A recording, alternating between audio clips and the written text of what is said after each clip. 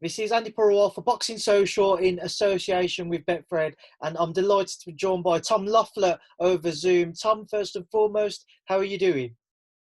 I'm great, Andy. How are you? It's been challenging. It's been a challenging time out here. Just trying to make the best of the situation. We have it seems like a second wave. Well, definitely a spike here in California, actually in many states. Florida is bad. I know a number of people in Florida who've gotten sick, and so it's nothing to take lightly. So we're just trying to make the best of the situation. I had a birthday last week. It was pretty quiet. Vitali's birthday was yesterday. He's over there in Kiev, so just plugging away, and happy that at least boxing is not back in full force, but at least we see boxing back in the ring, and excited about that. How have kind of the last 3 or 4 months at least affected, your business and the plans that you had with your fighters? Well, we were doing a very successful and popular Hollywood show. We were doing 5 shows a year, Hollywood Fight Nights. That was building up young fighters. So those have been put on hold for now because we relied on the ticket sales there, and we had a sellout for out of 9 out of the 10 shows. It was completely full in Hollywood. So that's on hold for sure. Cecilia BRAEKHUS was supposed to fight April 17th on a Matchroom show on DAZN against Jessica McCaskill. That got postponed. Now, luckily, she's fighting August 15th in Tulsa, Oklahoma on DAZN against Jessica McCaskill. So we're excited about that. So that's what is that? That's a 4-month delay. And then Triple G was supposed to fight probably sometime in June, which got pushed back. Now we're looking at the fall for him. So yeah, definitely everything is maybe like a 3 or 4 month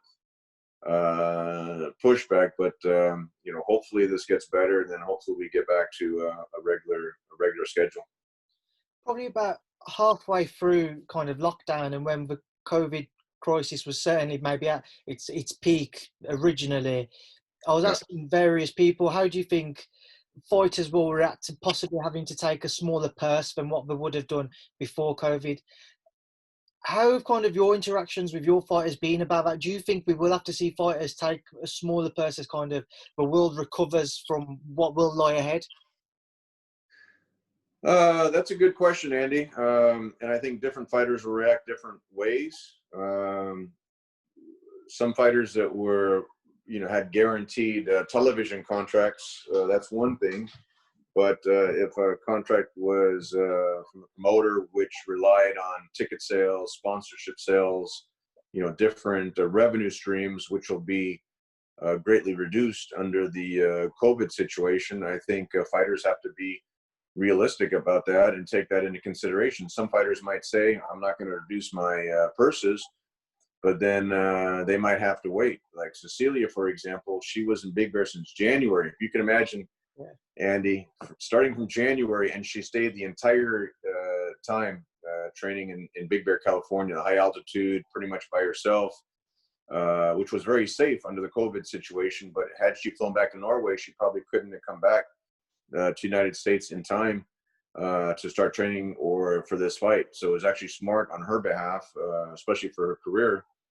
And I told Eddie and Frank at Matchroom that because she's been in camp for so long, she'd like to be on the first show or one of the first shows back. And luckily they were able to accommodate that fight. It's a tremendous fight. 2 champions fighting against each other. It's a tremendous fight on that August 15th show. But it's something that that fighters have to take into account if they want to fight, if they want to stay active, if they want to. And we've had that philosophy really also from Triple G. When he was very active, he wasn't making the large purses, but he was building his career. He was building his publicity. He was building his following. Every show he was selling more tickets, whether he fought in Monte Carlo, building his popularity, building his championship title defenses. And I think it led to the stage where he's at now. And I think fighters just need to answer your question. I think fighters need to take that into perspective.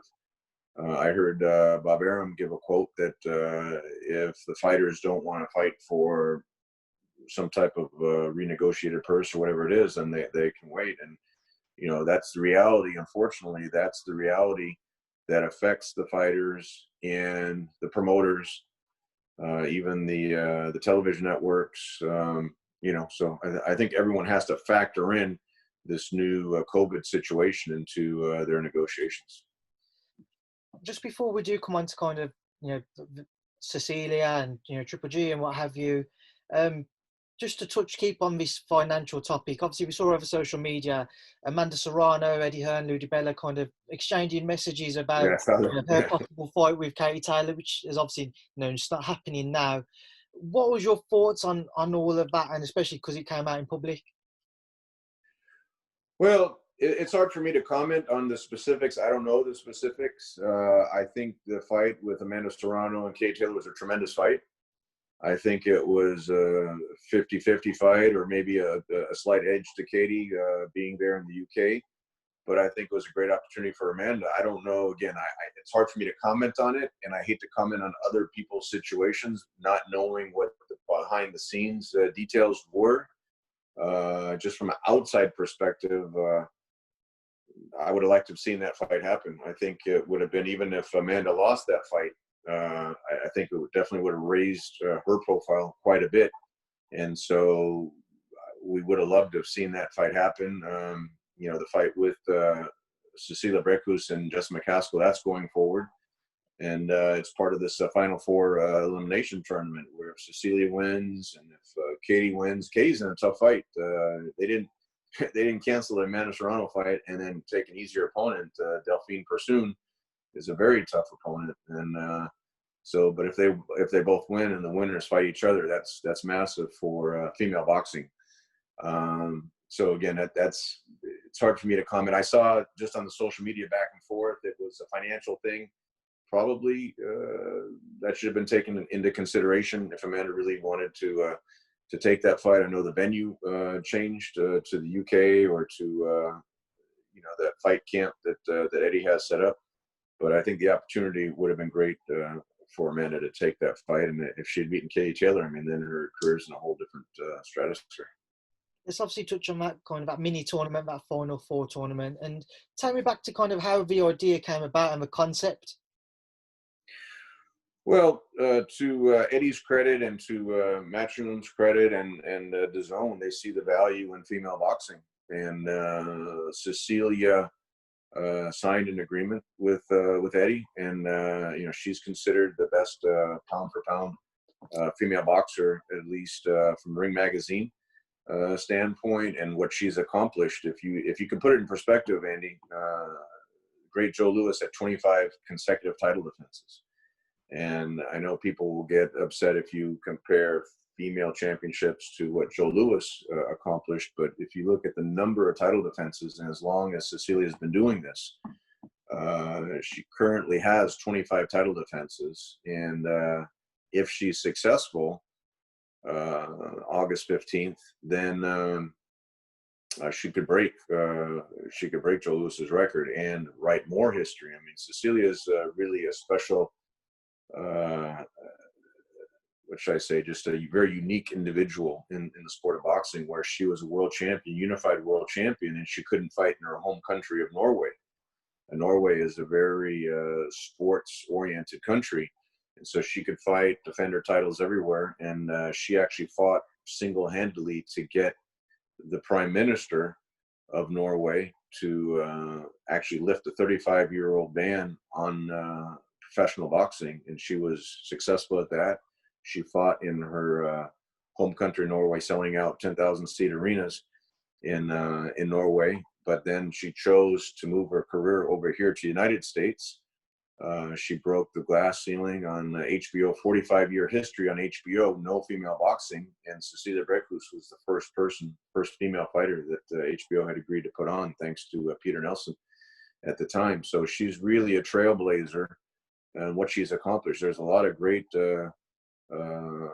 female boxers out there right now. Katie Taylor, I think, has a tremendous upside, tremendous future. She could become the greatest female boxer of all time. Clarissa Shields is young, and she has a great future in front of her. But what Cecilia has accomplished up to this point, I think, stands out. 3 Guinness Book of World Records. Certainly have to give a lot of credit to Layla Ali, opening a lot of doors for female boxing. Christy Martin, who fought on a lot of the Mike Tyson shows. Lucia Riker, who was one of the most dominant female champions that I've seen. And so I think Cecilia has a special place right now in female boxing. How do you expect her fight with Jessica to play out when the pair do meet on August 15th?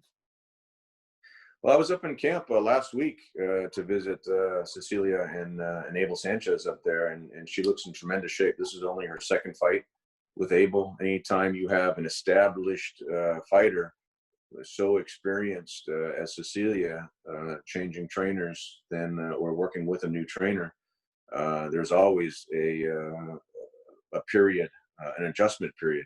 Abel has a different style than what Cecilia was used to in the past when she was coming up in Europe. It was really more of a boxing technical standpoint, outpointing individuals. I think Jonathan Banks did a great job in terms of transitioning from that style to more of an American style. And then Abel now, I think, is just, Abel we've seen with all of his knockouts with the Triple G run, with Garcia, all the champions that he has really seem to have a very aggressive, offensive-minded style, which is really opposite of what Cecilia came up with the European style. And I've seen her in the gym. I think the lengthy training camp, which a lot of fighters would have gotten frustrated with, I think she appreciates because it just gave her more time learning Abel's system, his training techniques. Her body looks phenomenal.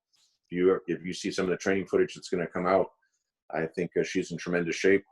And I think we'll see a great performance from her August 15th. You can't underestimate Jessica McCaskill. Jessica is also a unified champion. Cecilia's undisputed champion. They're fighting for all of Cecilia's titles. But you got to give Jessica McCaskill a tremendous amount of credit. She gave Katie Taylor a tough fight. And everything that she's learning at this point of her career as a unified champion is really impressive. And I know she wants to win all of Cecilia's titles. So I think it's going to be one of the more anticipated and competitive fights that we've seen now coming back with this break that we've had from the COVID. Just to move away from Cecilia and onto a man who you mentioned earlier, Triple G. A lot of people excited and awaiting news as to what's up next for Golovkin. People kind of anticipating a potential third bout with Canelo at some point in the near future. How likely do you think it is, though, that we will see a Canelo Triple G trilogy? That's hard to say. That would be pure speculation, Andy. I know Triple G wanted the fight last September. He had signed with DAZN. Canelo was with DAZN. There was no promotional issues there making the fight. That really seemed to be the trajectory that everyone was looking forward to. And for some reason, Canelo chose to fight somebody else instead of Triple G last September. Now Triple G had won the IBF title. He has his mandatory challenger. So I wouldn't be surprised if we see that fight next year, whether it's May or September sometime. But that's the type of fight. Unfortunately, it generates so much revenue on the gate. It'd be hard to do something like that without any fans in attendance. But I think I have a strong feeling it would be 2021. But again, it's up to the fighters. It's up to Canelo. It's up to Triple G. If they decide they're going to do the trilogy. I know the fans would love to see that fight. I know it's one of the biggest fights that can be made in the sport of boxing. One that DAZN definitely wants to have shown on the DAZN platform, the biggest fight that they can show. So it's one that would be great for the sport. Whoever you think won the first two fights, I'm naturally somewhat biased for the Triple G side, although I think most people would agree with my opinion that Triple G won the first fight. The second fight, Canelo won. Second fight, Canelo fought better, but I still think Triple G won the second fight or a draw. So I think there's some unfinished business there. But again, that's it's speculation at this point. I think it's one step at a time. Triple G is looking to defend his title. If he wins and is successful, making one more title defense, he'll actually set the middleweight championship record. He's tied with great Bernard Hopkins right now at 20 title defenses. And if he can defend that title one more time, he'll be 21 title defenses, which is a huge historic accomplishment that he could put on his resume. So that's something that we would look forward to as well.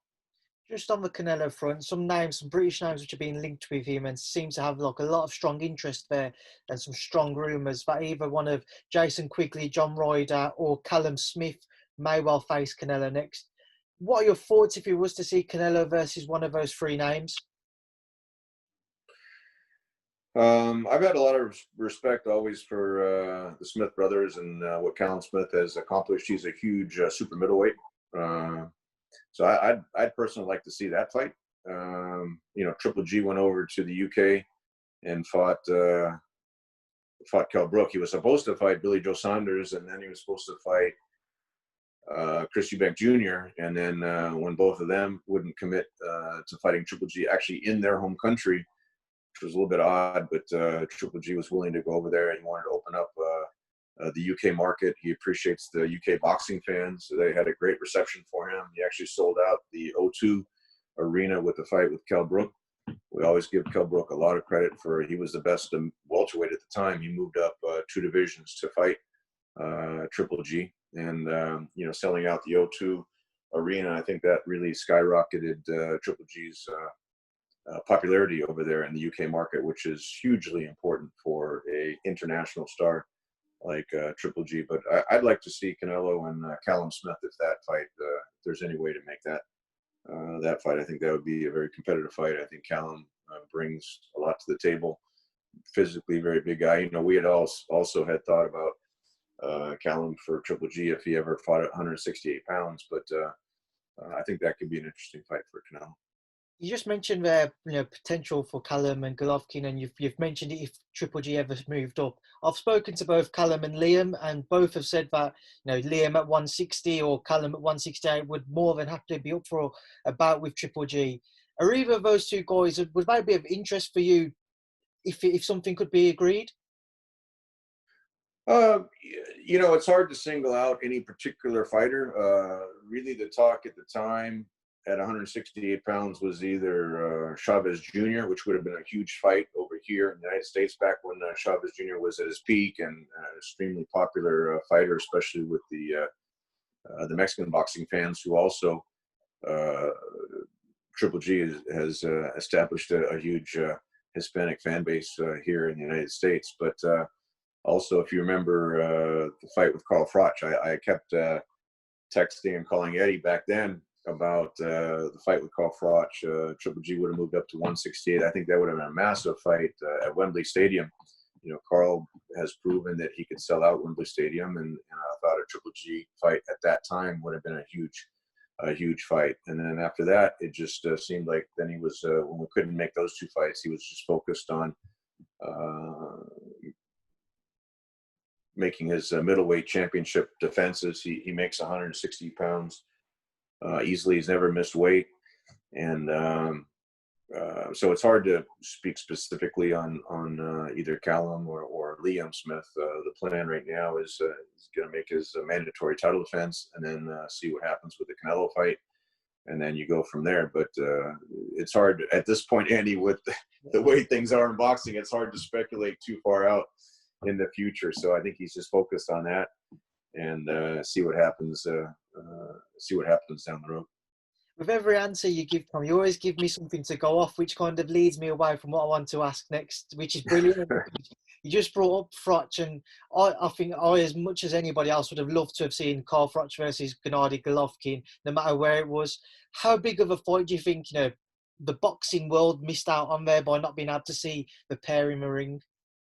I think that would have been a massive fight. Like I said, Triple G would have been willing to go back over to the UK, fight at Wembley Stadium. I think Froch could have broken that famous record of 80,000 people, which actually Vladimir and Anthony Joshua wound up breaking. But a Triple G fight against Carl Froch at that time, with the height of their popularity. And it wasn't like we were calling out that fight because it was an easy fight. There's no question. Carl's a tremendous fighter. He's a huge super middleweight. Going over to his hometown, 90,000 fans, or how many fans would have been there at Wembley Stadium, certainly would have been, the majority of them would have been supporting Carl as their hometown fighter. But we just felt like the popularity, and if ever you had an opportunity to fight in such a massive stadium, massive fight like that, that was one of the things that intrigued Triple G at the time. So it's unfortunate that Carl retired right when that fight could have been made. I was told, Eddie had said, that he had retired, and we said, well, we'll and he had, I guess he was doing commentating and had some work on the nose and things like that, which a lot of boxers rightfully do. And one of the things we would have done is we would have ensured, we would have straightened out the nose after the Triple G fight again. But, look, respect to Carl. He accomplished a lot of great things. I think he's a tremendous commentator. It's a shame that was one of the big names that we weren't able to make on the Triple G resume at that time. Tom, before I let you go, there's kind of just a few fighters I want you to kind of talk to me about that you've worked with previously. Some people who I've always been interested to know more about. First and foremost, you're actually wearing a t-shirt of his Muhammad Ali. Just go back to kind of your time working with Muhammad, and what was he like? Boy, I'll tell you, Andy, that's those were special times. Anytime I had an opportunity to be in the same room, to meet Muhammad, to work with him, I can name so many different stories. In fact, that's one of the reasons why with Vitali Klitschko, I met Vitali Klitschko in 1999 in Oberhausen, Germany. And a friend of mine, Brate, who was the publicist at the time, who subsequently became their manager, had introduced me to Vitali. I was working with Ed Mahone, so I was actually with the opposition. And Bernard explained that I was involved with Muhammad Ali. That's how I got into the boxing business. Was a good friend of mine who I became partners with, Harlan Warner. He was representing a lot of retired athletes, and actually the biggest name was Muhammad Ali. And whenever I had an opportunity to be with Muhammad, it was just one of those rare instances that you're just kind of in awe of someone that you're in the same room with. And Vitali, actually, after he knocked out Ed Mahone in the third round, which was unfortunate for me at the time because I was managing Ed, but then invited Vitali to come over to the United States, meet Muhammad at our office, and sure enough, he took up the offer, came over, and that was a great meeting back then. Whether it was Vitali or Vladimir, with Ali in the same room, was tremendous. But I'll give you just a couple stories, Andy. That we were in Atlantic City one time with Ali, and he never was one of those that wanted to go in the back security entrance or wanted to avoid meeting the people. And he walked in the front door. Then it was at the time where he could speak, but it was just still very, really soft spoken. And, it was one of those Atlantic City casinos that, when you walk in, you hit slot machines, everyone's kind of yelling and having a good time. And then you just kind of like, as in waves, like people in the lobby realize, okay, here's Muhammad Ali. And then they like kind of stood in awe. And then it just like kind of went down through the casino floor. And it was just one of those moving experiences that, even though Muhammad wasn't able to project his voice like he was in the past and be so outspoken, but the effect that he had on people, it was amazing to see their reaction in the casino. And then people started chanting Ali, and that just gives you goosebumps whenever people chant his name like that. And whatever they were doing, they like stopped gambling, they stopped the slot machines, they stopped the blackjack, the poker, whatever it was, and the whole attention was focused on Ali. And that was really an exciting experience. And then also the Will Smith movie, Ali.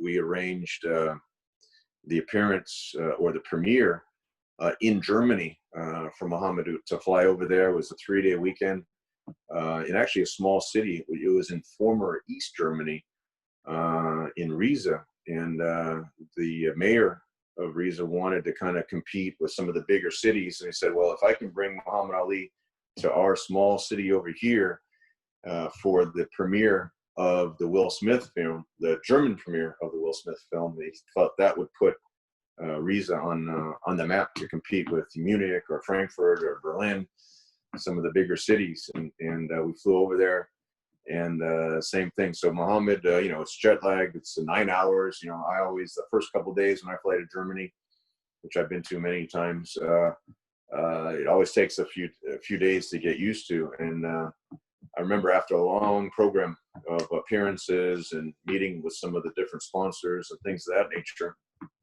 doing some publicity for his film over there in Germany, he came back to the hotel. It was kind of late, and there were people lined up because it was big news in that city. People lined up on both sides of the hotel lobby, and there were security and people the security guards keeping the people away from him, and behind ropes and things of that nature. And I remember his wife Lonnie, was concerned about Muhammad with the Parkinson's and with the jet lag and being tired and everything. Wanted to get him up to his room, and Muhammad could see the emotion of the people, like once in a lifetime opportunity to meet him. And he started signing autographs, and Muhammad was one of those individuals that really appreciated his fans, and he just were signing, and people were crying and telling Muhammad that they would get up in the middle of the night when they were 5 or 6 years old, because the time difference in Germany, or like 4 or 5 o'clock in the morning,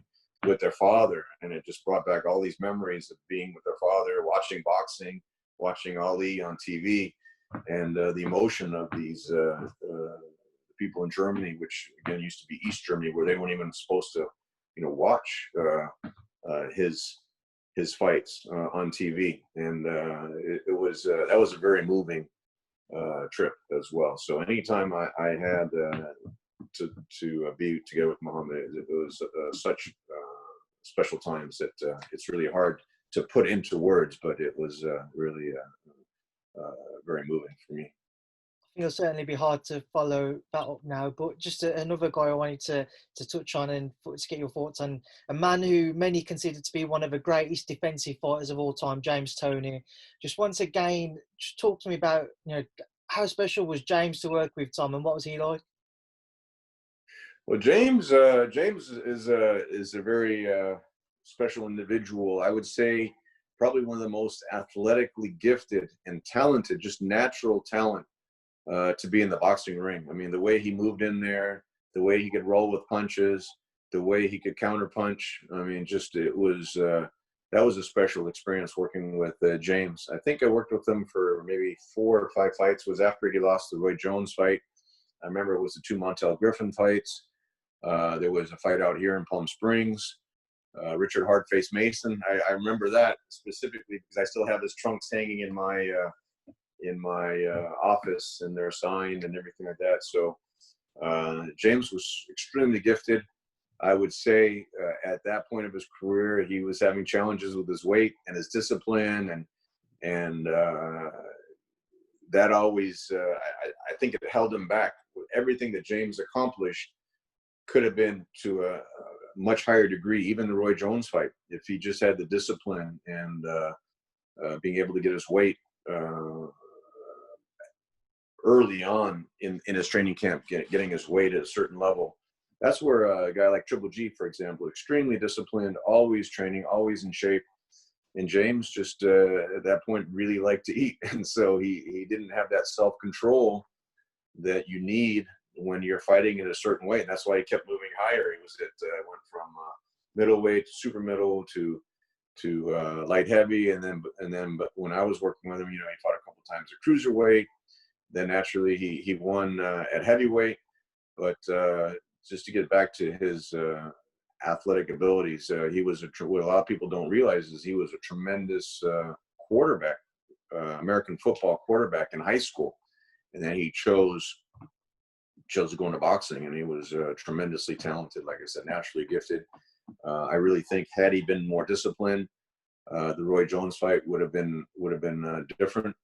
But what he accomplished in his career is also something to look back at, and just being proud to have worked with James for the fights that I did. James is one of the names alongside Mike Tyson, Evander Holyfield, have kind of put videos out saying they might come back and give boxing another go and just have at least one more fight. What's been your thoughts on seeing some of the legends of the sport considering a comeback? I think each individual is different. I see some of the training footage on Tyson. I mean, if Mike can get back into shape, and the way he was so dominant, and his speed and his reflexes, which are naturally, a lot of those you kind of lose as you get older. But I think just the popularity of Mike Tyson getting back into a box ring, whether it's an exhibition, whatever form of an event that would take place, I mean, that would be huge news internationally. I think the most successful to really compete on a high stage would probably be Vladimir Klitschko, if Vladimir ever decided to come back. He's been retired now for how many years has it been now since the AJ fight? Three years. 3 years, yeah. But Vladimir's in tremendous shape. He always stays. He's always doing some type of physical activity. When he's in Florida, he was doing the paddle boarding, and he's always stays in shape. And so whenever I see him, I always tell Vladimir, I mean, he looks like he could fight tomorrow. The type of shape he's in. So if Vladimir decided to come back, I think he could really compete at the highest level.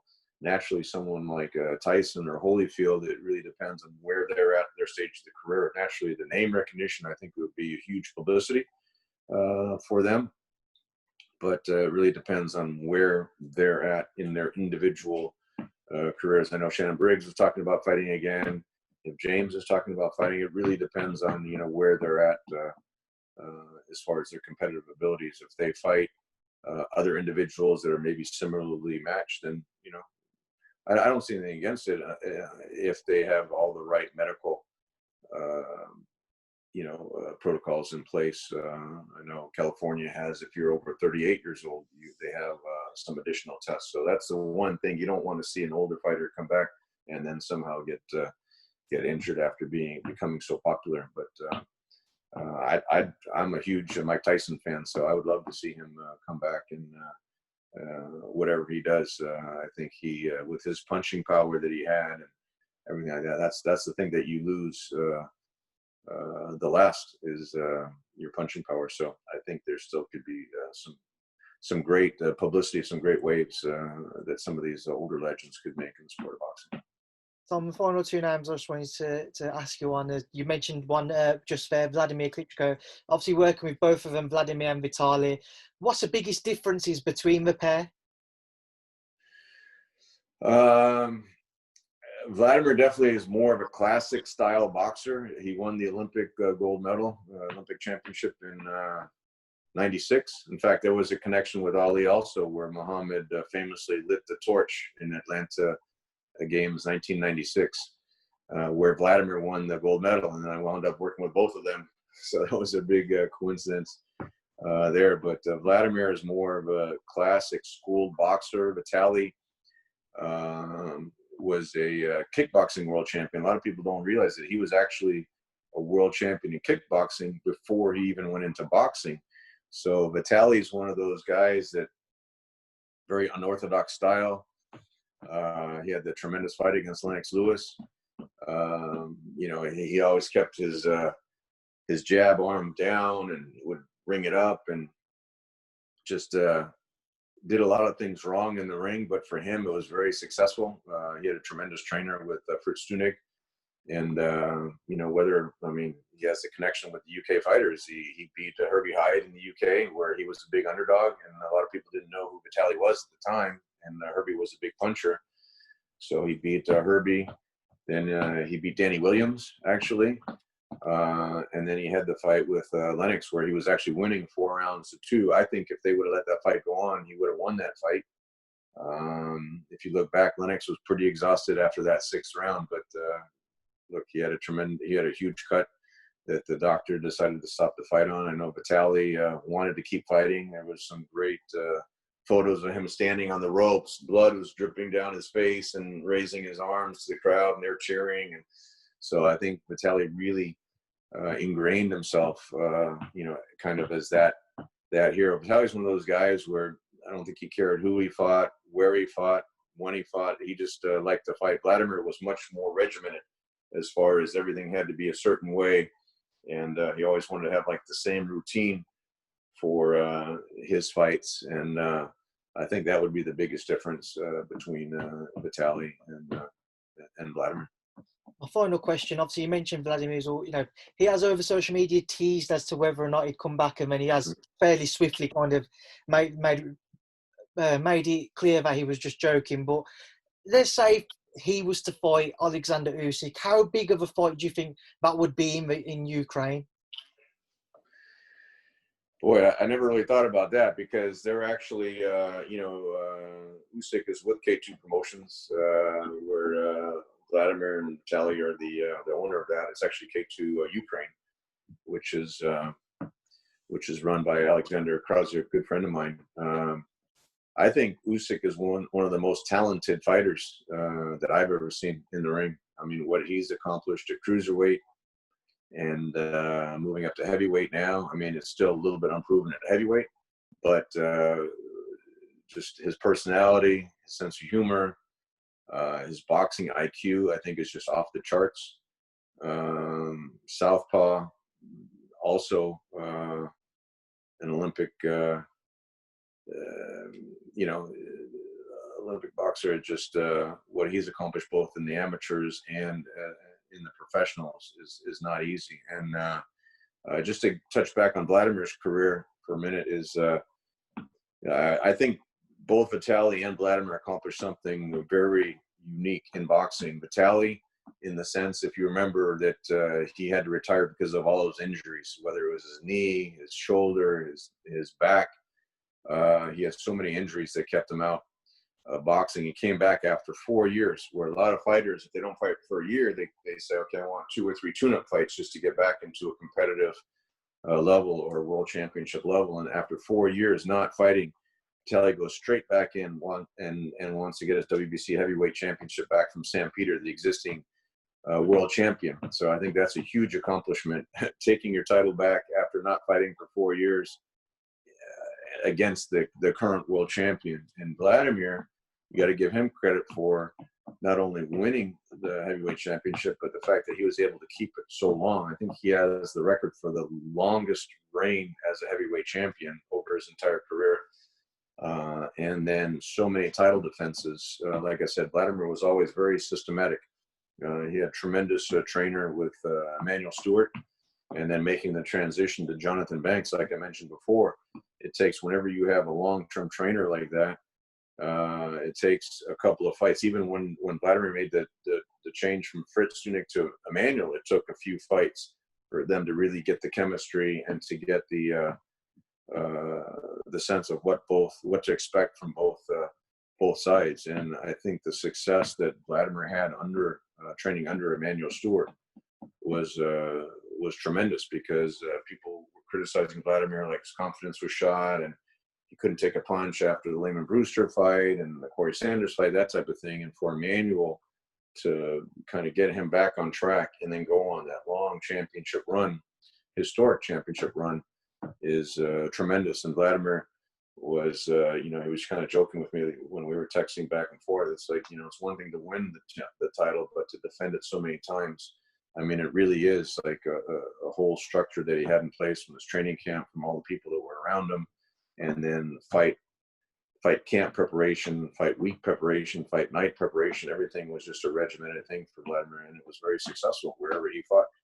It was a very dominant and a very successful heavyweight championship run.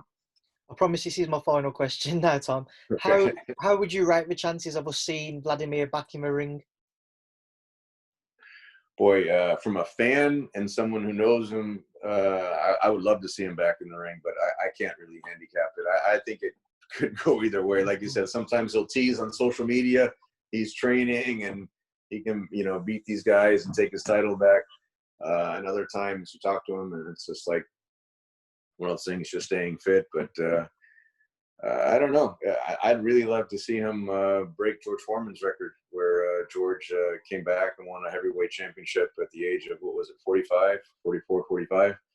And that would be a great accomplishment for Vladimir. I'd love to see that, but I can't really put a percentage on it, because that's something that only Vladimir will decide. I'm not the one. I'd love to see him back in the ring, but I'm not the one in there getting punched in the head by other heavyweights. So that's really something that Vladimir has to decide. Both of them, I have to say, both of them are some of the most intelligent boxers that I've ever worked with. Not only boxers, athletes. I mean, both have their PhD degrees. Vitali is now the mayor of Kiev, which you got to give him a huge amount of respect. They both earned enough in the ring where they really didn't have to work again and could really enjoy the fruits of their labor, all the hard work they put in. But then Vitali now is fighting for his city, fighting for his country, trying to make the situation better for the people in Kiev. And Vladimir also, he wouldn't have to fight again if he didn't want to, at least from a financial perspective. But everything that he's accomplished, you know, during his career, after his career, they're both very heavily involved in charitable work. They have the Klitschko Brothers Foundation. So it's, you know, huge respect to both Vladimir and Vitali. Tom, it has been an absolute pleasure to speak to you today. You've given me some brilliant insight and some brilliant stories about some fascinating characters in the boxing world. Before I let you go, what would you like to say to everyone who tunes in to watch our interview? Oh, just thanks for tuning in. These are definitely challenging times we're going through. I know here in California, it's like I said, it's a big outbreak again. So everyone just don't underestimate the virus.